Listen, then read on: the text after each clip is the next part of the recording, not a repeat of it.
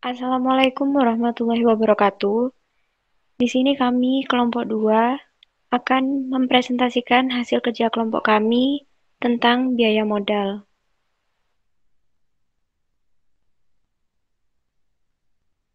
Anggota kelompok kami beranggotakan, yang pertama ada Maria Pratna, yang kedua ada Nimatul Uyun, yang ketiga ada Nurul Laili, yang keempat saya sendiri, Ana Rizky Putri, yang kelima ada Resa Yuga Pratama.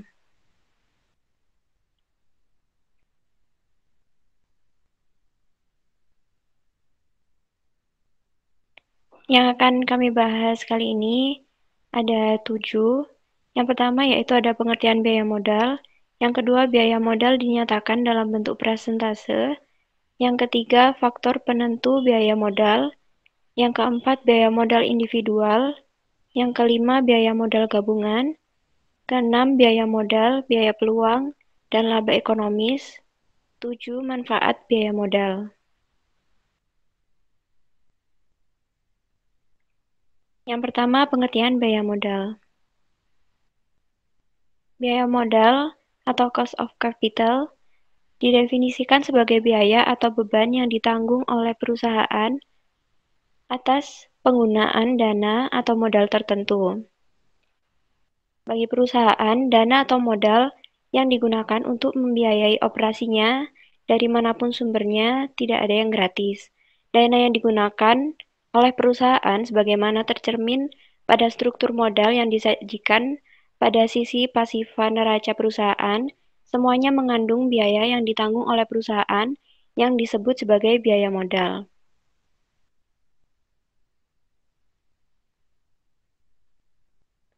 Biaya modal umumnya digunakan untuk sumber dana jangka panjang seperti utang obligasi, utang hipotek, utang bank, saham biasa, saham preferen, dan saldo laba.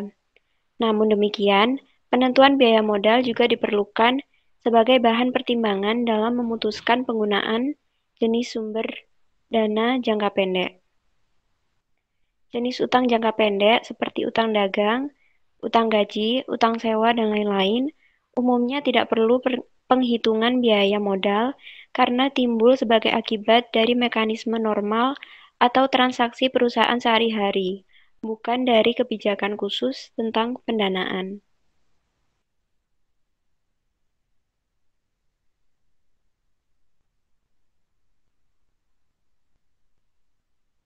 Dari sisi pemilik dana, biaya modal merupakan tingkat pendapatan atau tingkat pengembalian yang diharapkan atas dana yang diinvestasikannya ke dalam suatu perusahaan.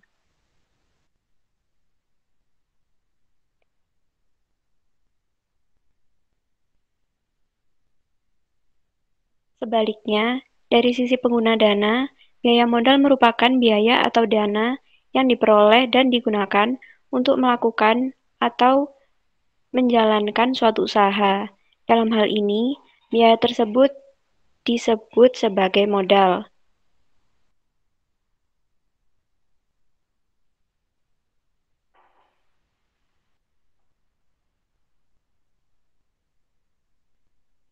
Jadi, dari perspektif perusahaan sebagai pengguna dana disebut sebagai biaya, dalam hal ini adalah biaya modal. Sebaliknya, dari perspektif pemilik dana, biaya modal tersebut disebut sebagai tingkat pendapatan yang diharapkan. Kemudian yang kedua, biaya modal dinyatakan dalam bentuk persentase. Biaya modal umumnya dinyatakan dalam angka relatif, yaitu dalam bentuk persentase per tahun. Namun demikian, untuk keperluan-keperluan tertentu, biaya modal juga bisa dinyatakan dalam angka absolut. Mengingat dinyatakan dalam angka relatif atau persentase, maka pada prinsipnya, biaya modal menyatakan berapa biaya dalam rupiah yang ditanggung oleh perusahaan atau pendapatan dalam rupiah yang diharapkan oleh pemilik dana itu relatif terhadap dana bersih yang benar-benar diterima atau digunakan oleh perusahaan. Maka, rumus dasar biaya modal sebagai berikut. Biaya modal sama dengan biaya real dalam rupiah yang ditanggung perusahaan atau pendapatan real dalam rupiah yang diharapkan oleh pemilik dana dibagi dengan dana bersih yang diterima atau yang secara efektif digunakan oleh perusahaan dikali 100%.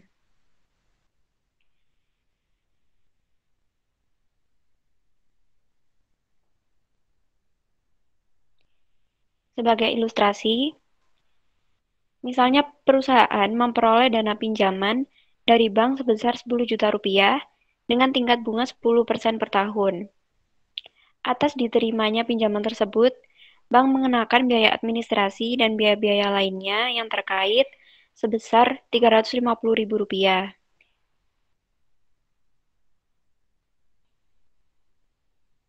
Yang manapun cara pembayaran biaya administrasi yang dilakukan, yang jelas dana bersih yang benar-benar diterima atau digunakan perusahaan adalah sebesar 10 juta dikurangi 350.000, yaitu 9.650.000, yaitu nominal pinjaman hasil dari dikurangi dengan biaya administrasi tadi.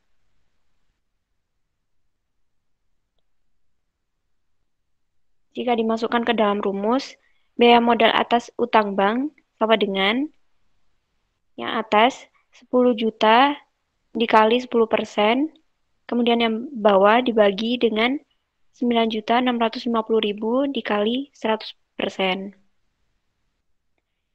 Maka 1 juta rupiah dibagi dengan dana bersih yang digunakan perusahaan yaitu 9.650.000 dikali dengan 100%. Maka hasilnya 10,36%. Namun, jika seandainya bank atau perusahaan pemilik dana tidak mengenakan biaya administrasi sama sekali, berarti dana bersih yang diterima perusahaan sama dengan nilai nominalnya, yaitu 10 juta rupiah. Maka, tanpa biaya administrasi biaya modal atas utang bank tersebut sama dengan tingkat bunga yang dikenakan, yaitu 10%.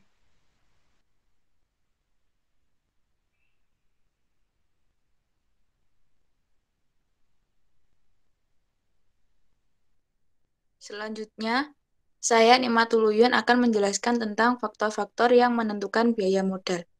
Berikut adalah variabel-variabel penting yang mempengaruhi biaya modal, antara lain, yang pertama, keadaan-keadaan umum perekonomian. Faktor ini menentukan tingkat bebas risiko atau tingkat hasil tanpa risiko. Yang kedua, daya jual saham suatu perusahaan. Jika daya jual saham meningkat, tingkat hasil minimum para investor akan turun dan biaya modal perusahaan akan rendah. Yang ketiga, keputusan-keputusan operasi dan pembiayaan yang dibuat oleh manajemen. Jika manajemen menyetujui penanaman modal berisiko tinggi atau memanfaatkan utang dan saham khusus secara ekstensif, tingkat risiko perusahaan akan bertambah. Dan pasti sebaliknya.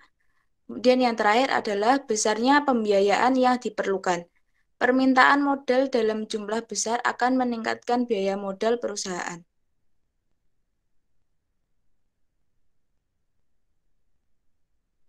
Selanjutnya adalah manfaat biaya modal. Biaya modal merupakan salah satu pertimbangan penting yang mendasari pengambilan keputusan keuangan perusahaan, terutama keputusan pendanaan dan keputusan investasi. Berikut manfaat dari biaya modal. Yang pertama adalah memudahkan manajemen memilih sumber pendanaan dengan biaya modal yang minimal.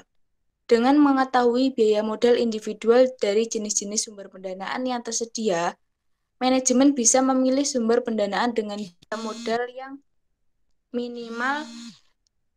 Dengan demikian, informasi tentang biaya modal membantu manajemen memperoleh sumber dana yang paling murah. Yang kedua, biaya modal digunakan sebagai tingkat diskonto dalam menghitung nilai sekarang atau present value arus kas masuk yang dihasilkan oleh suatu proyek investasi. Biaya modal yang digunakan ini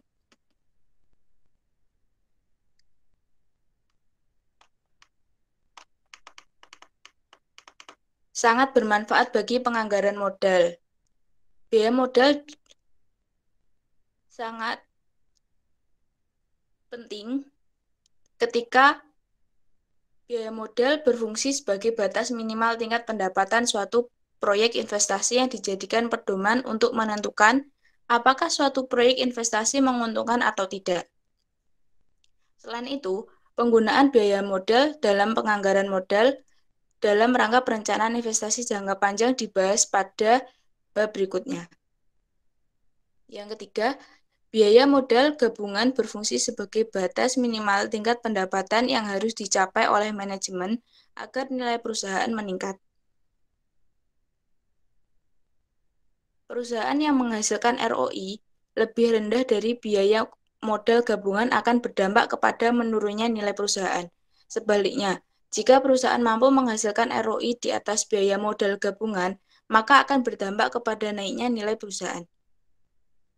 Yang keempat, biaya modal gabungan juga menjadi salah satu variabel masukan yang diperlukan untuk menentukan besarnya laba ekonomis. Biaya modal gabungan merupakan salah satu variabel di mana laba ekonomis merupakan ukuran kinerja perusahaan yang sangat penting bagi para pengambil keputusan. Karena laba ekonomis menggambarkan apakah profitabilitas perusahaan berimplikasi kepada peningkatan nilai perusahaan atau sebaliknya. Yang terakhir, biaya modal berperan sebagai penghubung antara kebijakan pendanaan dengan kebijakan investasi.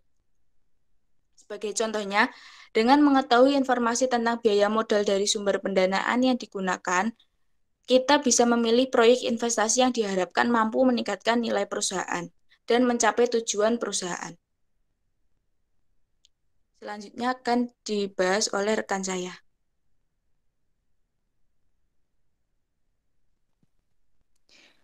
Biaya modal individual merupakan biaya modal dari masing-masing pendanaan yang digunakan oleh perusahaan. Berdasarkan struktur modal yang dimiliki perusahaan pada sisi pasifan neracanya, biaya modal individual dari perusahaan terdiri dari: yang pertama ada biaya modal untuk utang bank, yang kedua biaya modal untuk utang obligasi, dan yang ketiga biaya modal untuk saham preferen, yang keempat biaya modal saham biasa, dan yang terakhir ada biaya modal laba ditahan atau saldo laba.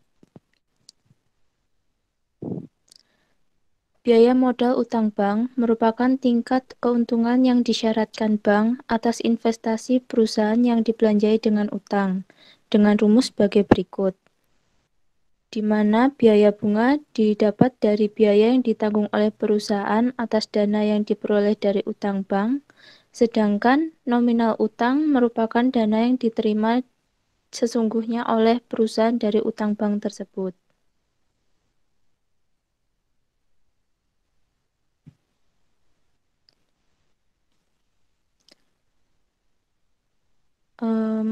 Dengan rumus KD sama dengan biaya bunga dibagi nominal utang dikurangi biaya administrasi dikalikan dengan 100%.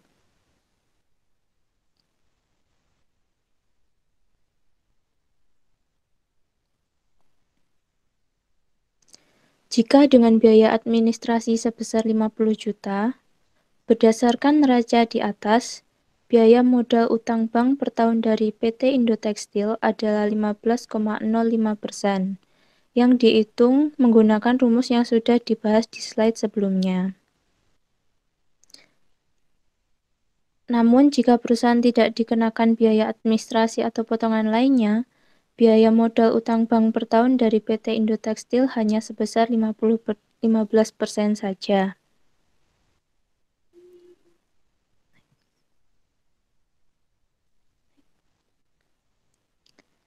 Selanjutnya mengenai biaya modal utang obligasi. Biaya obligasi merupakan salah satu sumber dana utang jangka panjang dengan nilai relatif besar dibandingkan bentuk utang-utang lainnya. Penentuan biaya modal utang obligasi ditentukan dengan konsep YTM atau Yield of Maturity. Pada dasarnya, YTM merupakan tingkat pendapatan yang diperoleh oleh pemegang obligasi selaku pemilik dana yang diinvestasikan ke obligasi sampai dengan jatuh tempo obligasi, dan sekaligus dipandang sebagai biaya modal utang obligasi bagi perusahaan selaku pengguna dana, dengan rumus sebagai berikut. KD sama dengan YTM sama dengan I ditambah NOM dikurangi C dibagi N. Lalu dibagikan dengan NOM ditambah C dibagi 2. Lalu selanjutnya dikalikan dengan 100%.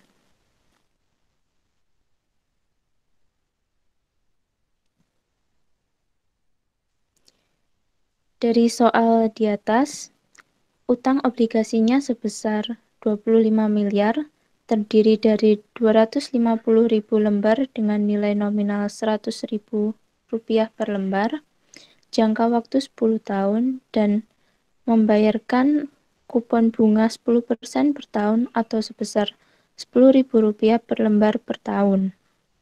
Obligasi tersebut terjual dengan harga di atas nominal sebesar Rp110.000 per lembar. Di samping itu, perusahaan mengeluarkan biaya-biaya dalam rangka penerbitan obligasi tersebut dengan total Rp300 juta atau Rp1.200 per lembar. Dengan demikian, maka kas bersih yang diterima perusahaan menjadi Rp108.800 hasil dari harga jual dikurangi biaya penerbitan. Maka biaya modal utang obligasi PT Indo Tekstil adalah KD sama dengan YTM sama dengan 10.000 ditambah 100.000 dikurangi 108.800 dibagikan dengan 10, lalu dibagi dengan 100.000 ditambah 108.800 dibagikan dengan 2, yang kemudian dikalikan dengan 100%, dan akhirnya menghasilkan nilai 8,74%.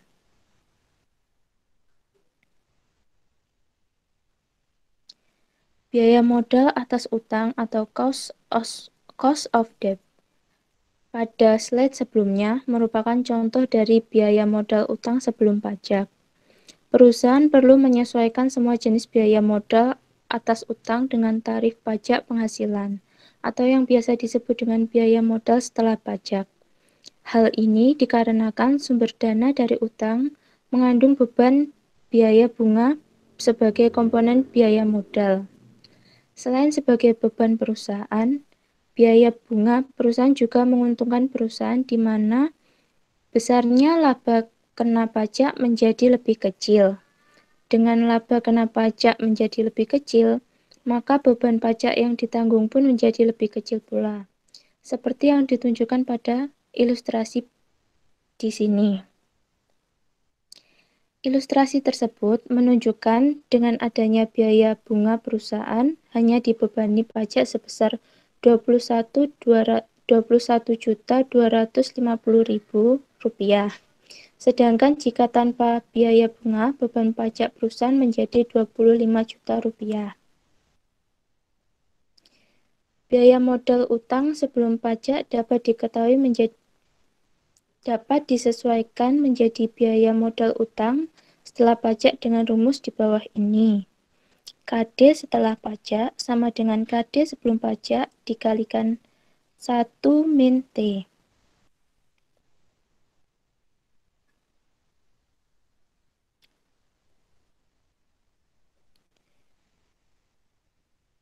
Sebagai contoh berikut. Dari contoh persoalan sebelumnya, jika biaya modal atas utang bank PT Indo Tekstil sebelum pajak sebesar 15,05%, maka biaya modal utang bank setelah pajak dengan tarif pajak 25% ialah 11,29%. Dari perhitungan, KD setelah pajak sama dengan 15,05% dikalikan 1 min 0,25.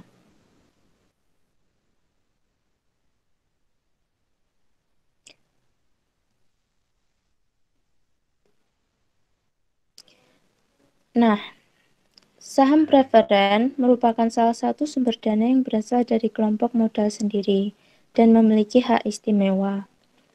Jika komponen biaya modal dari utang adalah bunga, maka biaya modal dari modal sendiri berupa saham adalah dividen. Dikarenakan karakteristik yang mirip antara dividen dengan biaya bunga, maka persamaan penentuan biaya modal atas dana yang diperoleh dari saham preferen mirip dengan biaya modal dari utang, yakni sebagai berikut. KP sama dengan D per C. Dengan keterangan KP sama dengan biaya modal saham preferen, D sama dengan dividen tetap tahunan, dan C adalah kas atau dana bersih yang diterima dari penerbitan saham preferen.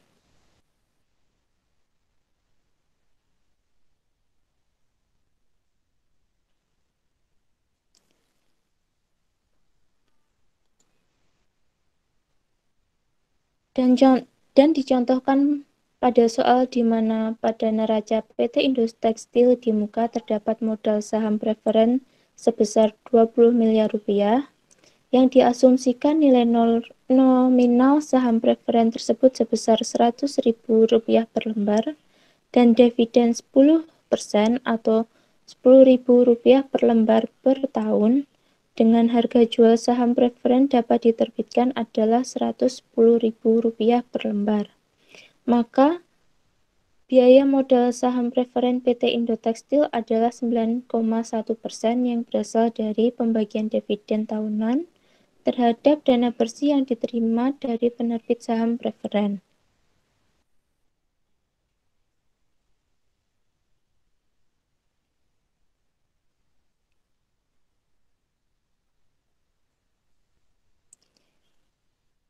Saham biasa merupakan surat bukti kepemilikan perusahaan yang tidak mempunyai hak istimewa seperti saham preferen. Dividen saham biasa akan dibayarkan apabila perusahaan memperoleh laba. Akan tetapi, jika perusahaan mengalami kerugian, maka dividen tidak akan dibagikan. Oleh karena itu, dividen dibayarkan jika perusahaan memperoleh laba.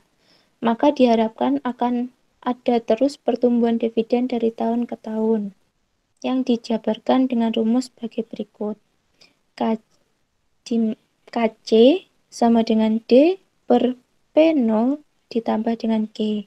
Dengan keterangan, KC sama dengan biaya saham biasa, D dividen, P0 adalah harga saham sekarang, dan G adalah pertumbuhan dividen.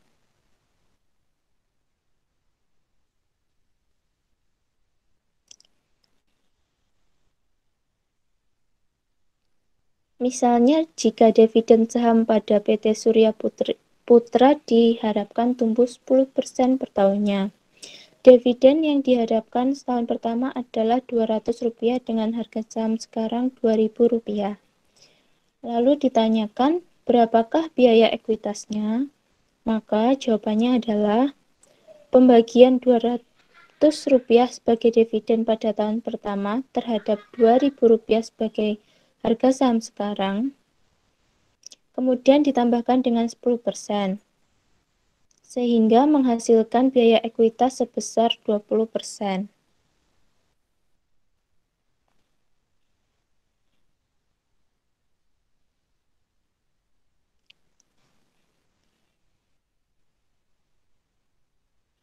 Next.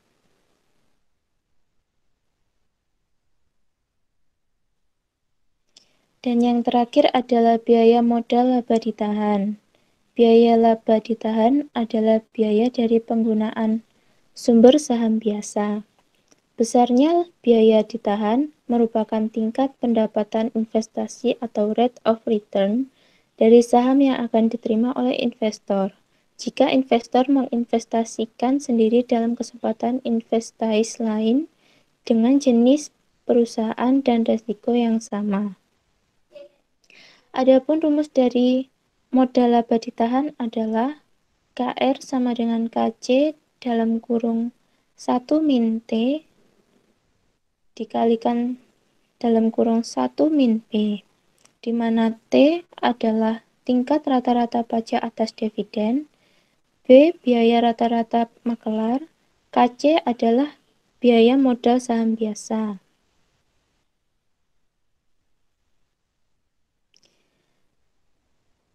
Contoh perhitungan biaya modal laba ditahan adalah berapakah biaya modal laba ditahan jika harga saham biasa sebesar Rp10.000 per share, dividen dibayarkan pada akhir tahun pertama sebesar Rp40 per share, tingkat pertumbuhan dividen selama 5 tahun yang lampau rata-rata 6%, dan jika tarif pajak rata-rata adalah 20% dengan biaya makelar brokerage cost sebesar 5%. Hasil pengerjaannya adalah KC sama dengan 40/1000 ditambah dengan 6%, menghasilkan 10%. Lalu dimasukkan di dalam rumus menjadi KR sama dengan 0,1 dikalikan dengan 0,80 dikalikan dengan 0,95 yang menghasilkan KR atau biaya modal laba ditahan sebesar 7,6%. Selanjutnya akan diteruskan oleh rekan saya.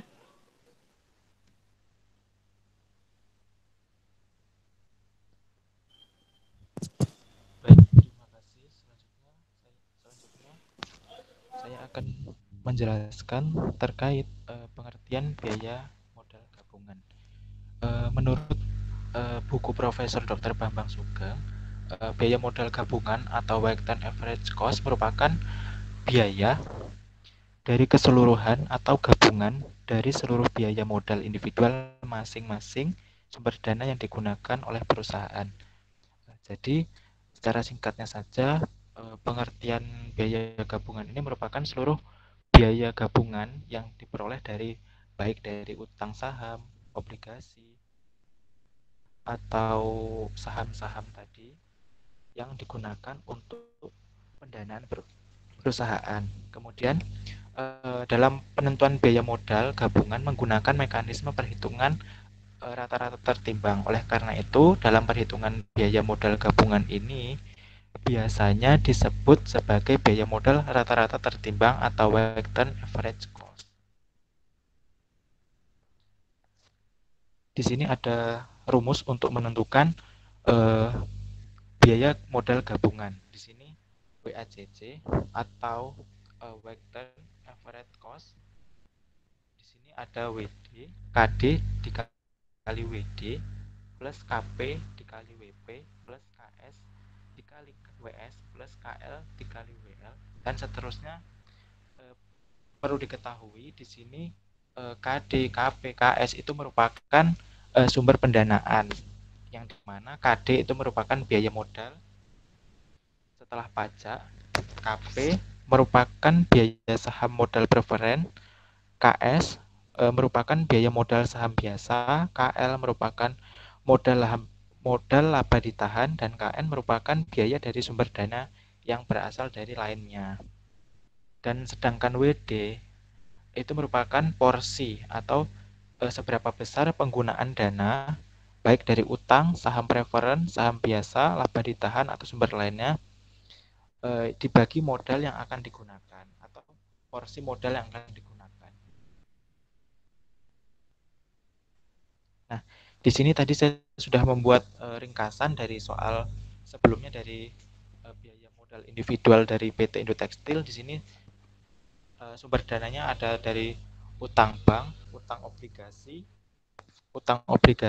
ada saham preferen, saham biasa, dan laba ditahan. Kemudian untuk jumlahnya, utang bank senilai 15 juta, utang obligasi 25 juta, saham preferen 20 juta, saham biasa 20 juta, dan laba ditahan 10 juta dengan total modalnya 120.000.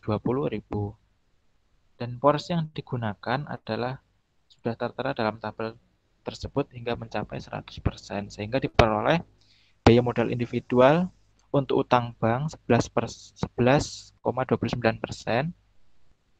utang obligasi 6,56%, saham preference 9,4%, saham biasa 8,2%, laba ditahan 8,1%. Ini diperoleh dari perhitungan sebelumnya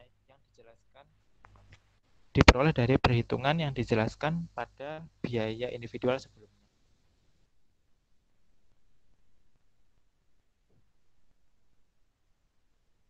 Selanjutnya ada contoh perhitungan biaya modal PT gabungan PT Indo Tekstil. Nah, di sini untuk gampangannya saja, setiap utang bank, setiap sumber dana itu tinggal dikalikan dengan porsi dikalikan dengan biaya modal individual yang sudah dihitung. Semisal utang bank, KD-nya tadi adalah utang bank 12,5% dikali 11,29%, begitu seterusnya hingga laba ditahan 8,3% dikali 8,1%. Sehingga hasilnya untuk biaya modal gabungan dibutuhkan utang bank 1,41%, utang obligasi 1,3%, saham preference 1,57%, saham biasa 3,42%, dan laba ditahan 0,64%. Totalnya adalah 8,43%.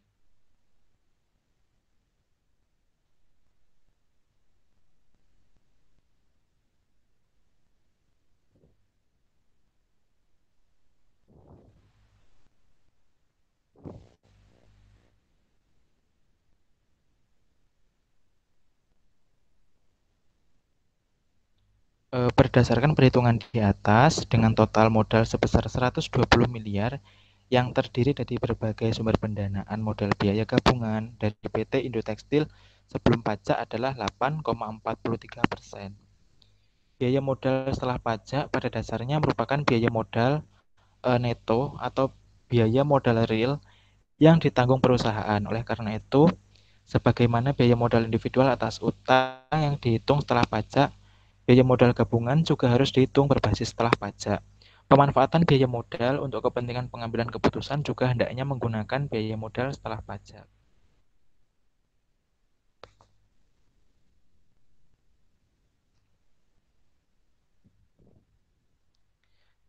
Selanjutnya adalah faktor-faktor yang menyebabkan berubahnya biaya modal gabungan. Yang pertama di sini ada faktornya adalah perubahan pada biaya modal individual. Sebagai contoh gampangannya saja, apabila salah satu modal atas utang bank setelah pajak dari PT Indo Tekstil tadi yang semula pada tabel 11,29%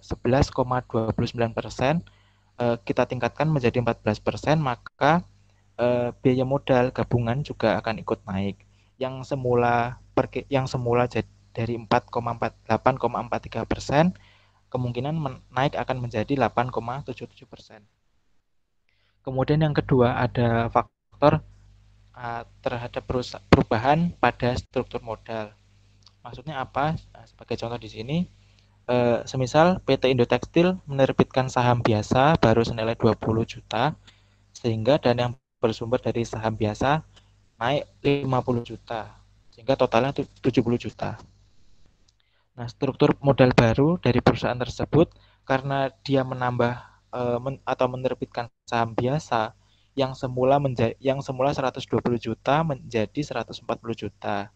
Nah, setelah penerbitan saham baru serta besarnya WACC juga ikut berubah.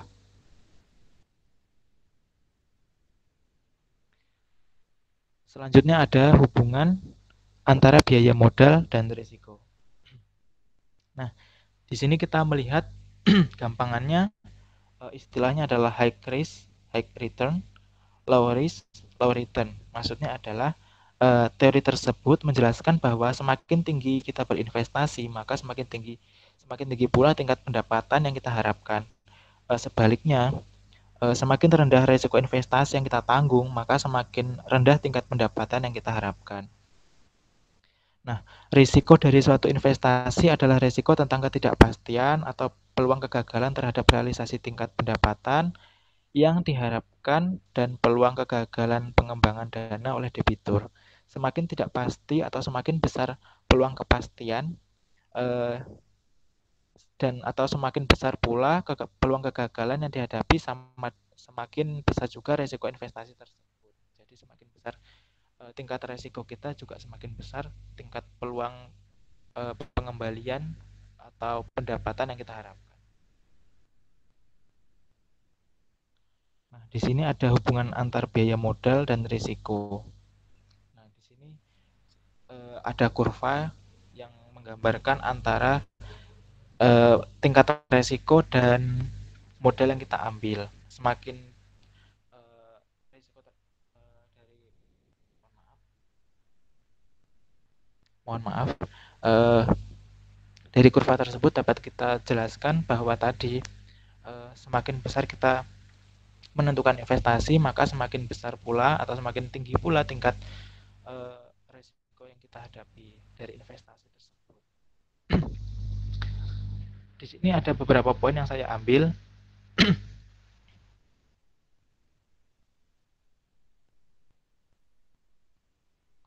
Yang pertama adalah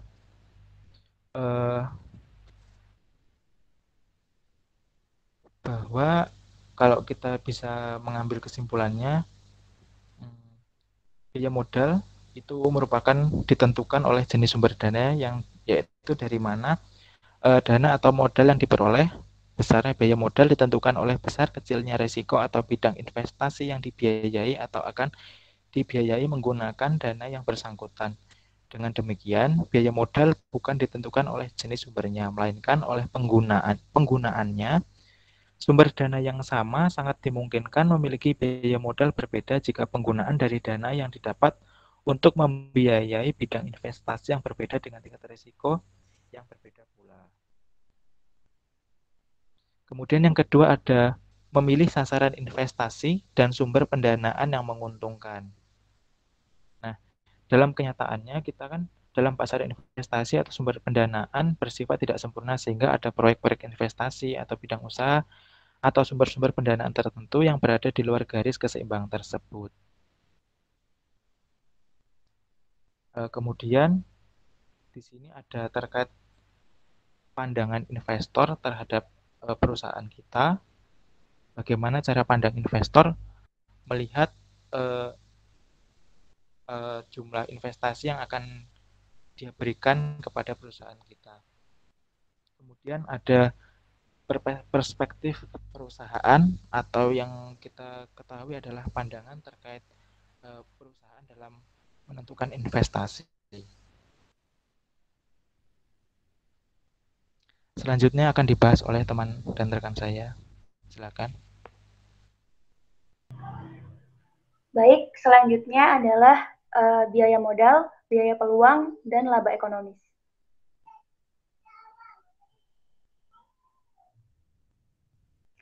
Ada dua jenis konsep fundamental tentang laba, yaitu laba akuntansi dan laba ekonomis. Laba akuntansi adalah laba yang dicapai jika pendapatan yang diperoleh lebih besar dari semua yang dikeluarkan menurut catatan akuntansi. Laba akuntansi ini tercermin pada laba bersih setelah pajak yang dilaporkan pada laporan keuangan laba rugi. Jadi kalau laba akuntansi ini dia itu pendapatannya yang diperoleh lebih besar daripada biaya yang dikeluarkan, tapi menurut catatan akuntansi. Nah, sementara laba ekonomis adalah laba yang dicapai jika laba akuntansi yang diperoleh dari seluruh modal atau aset yang digunakan oleh perusahaan lebih besar dari biaya modal dari seluruh dana yang digunakan untuk membiayai aset tersebut. Nah, kalau laba ekonomis itu laba yang diperoleh itu lebih besar daripada modal yang digunakan. Nah, walaupun perusahaan itu memperoleh laba akuntansi, tapi belum tentu perusahaan itu memperoleh laba ekonomis. Nah, jika laba akuntansi itu diperoleh tidak lebih besar dari biaya modal, maka perusahaan itu hanya laba secara akuntansi, tapi tidak secara ekonomis. Gitu.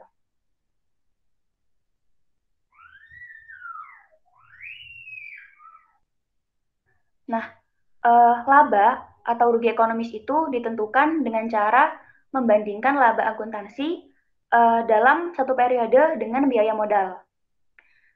Laba akuntansi itu dihitungnya menggunakan dengan NOPAT atau laba bersih operasi setelah pajak.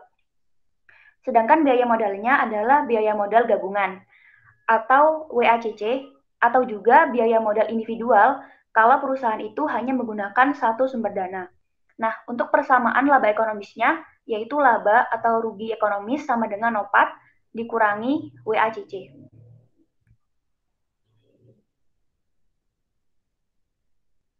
Sebagai contohnya, PT Indo Tekstil yang beroperasi dengan total modal atau total aset sebesar 120 miliar rupiah dengan biaya modal gabungan sebesar 8,41%.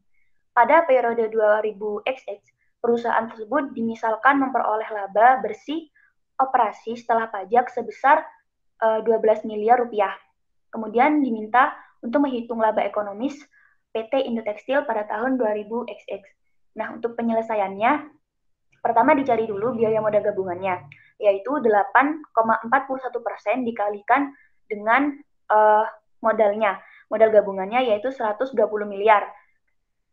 Kemudian dihasilkan 10 miliar 0,92 juta rupiah. Nah, kemudian dihitung laba ekonomisnya, yaitu labanya 12 miliar dikurangi dengan biaya modal gabungan tadi 10,092 miliar. Dihasilkan 1,908 miliar.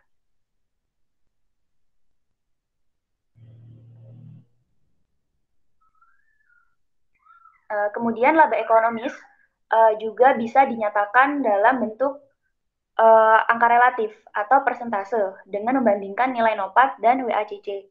Nah, NOPAT dalam bentuk persentase biasanya dinyatakan dalam ukuran Return of Investment atau ROI. Persamaan laba ekonomisnya yaitu laba atau rugi ekonomis sama dengan ROI dikurangi dengan WACC. Penyelesaiannya dari contoh sebelumnya ya, dengan NOPAT sebesar 12 miliar, maka ROI dari PT Indo Tekstil sebesar 10%, yaitu 12 miliar itu 10% dari modalnya, 120 miliar. Maka laba ekonomis perusahaan adalah sebagai berikut, yaitu laba ekonomis sama dengan 10% dikurangi dengan 8,41%, sama dengan 1,59%. Nah, seringkali laba ekonomis itu disebut dengan nilai tambah ekonomis atau Economic Value Added atau EVA. Nah, perusahaan yang menghasilkan EVA ini berarti perusahaan tersebut menghasilkan laba ekonomis seperti itu.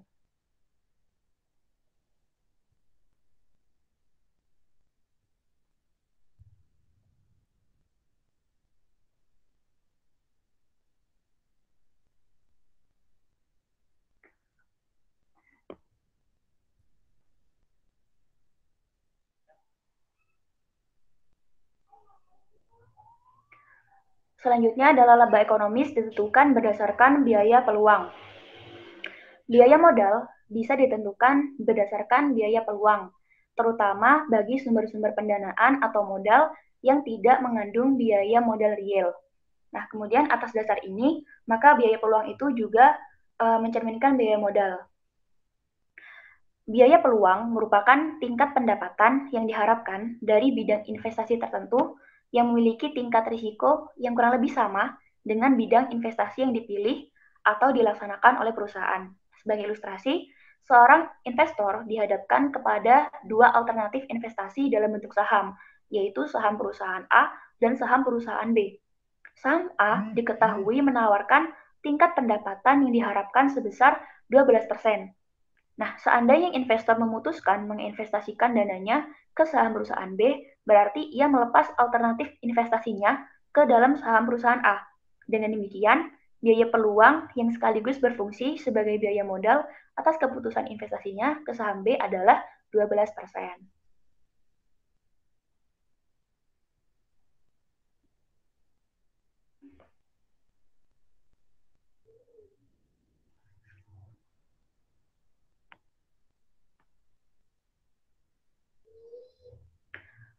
Selanjutnya, biaya peluang biasa digunakan sebagai tingkat pendapatan minimal yang diharapkan atau harus diperoleh, atau yang disebut dengan hurdle rate, dari suatu keputusan pilihan investasi agar keputusan pilihan investasi tersebut dianggap tidak merugikan. Nah, ketika investor tersebut itu memutuskan memilih investasi ke dalam saham B, nah dia itu berharap memperoleh pendapatan minimal sama dengan pendapatan yang bisa diperoleh seandainya ia menginvestasikan dananya ke dalam saham A, yaitu 12%, agar keputusan dia memilih saham B secara ekonomis itu tidak dianggap rugi, seperti itu.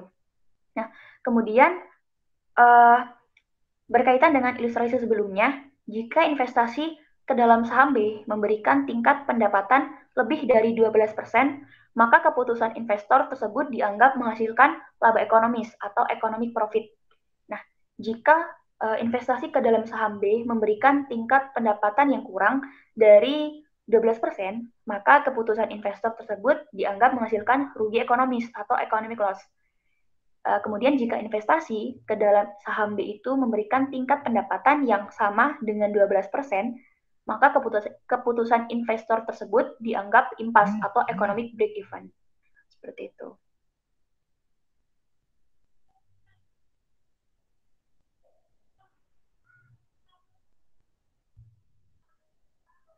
Nah, selanjutnya adalah pentingnya laba ekonomis bagi perusahaan. Nah, konsep tentang laba ekonomis ini sangat penting, terutama bagi pihak-pihak pengambil keputusan yang kaitannya dengan penciptaan nilai perusahaan. Karena laba rugi ekonomis ini merupakan ukuran yang menentukan apakah kinerja perusahaan itu mampu menciptakan nilai perusahaan atau tidak. Nah, nilai pasar perusahaan itu akan tercipta hanya jika perusahaan memperoleh laba ekonomis. Sehubungan dengan manfaat informasi tentang laba rugi ekonomis, ada beberapa interpretasi, yaitu yang pertama, jika laba akuntansi lebih besar dari biaya modal atau diperoleh laba ekonomis, maka perusahaan itu menghasilkan pendapatan yang lebih besar dari pendapatan yang diharapkan oleh investor. Nah, akibatnya hal ini akan mendorong terjadinya kenaikan nilai perusahaan karena investor merasa puas dengan kinerja perusahaan. Yang kedua, jika laba akuntansi kurang dari biaya modal atau diperoleh rugi ekonomis, maka perusahaan ini menghasilkan pendapatan lebih kecil dari pendapatan yang diharapkan oleh investor. Nah, kondisi ini tuh akan mendorong terjadinya penurunan nilai perusahaan karena investor merasa tidak puas dengan kinerja perusahaan. Yang terakhir, jika laba akuntansi sama dengan biaya modal atau diperoleh laba ekonomi sama dengan nol, maka berarti perusahaan menghasilkan pendapatan sama dengan pendapatan yang diharapkan oleh investor. Nah, kalau kondisi seperti ini akan mendorong terjadinya kenaikan nilai perusahaan karena investor cukup puas dengan kinerja perusahaan yang menghasilkan pendapatan sesuai dengan yang diharapkan.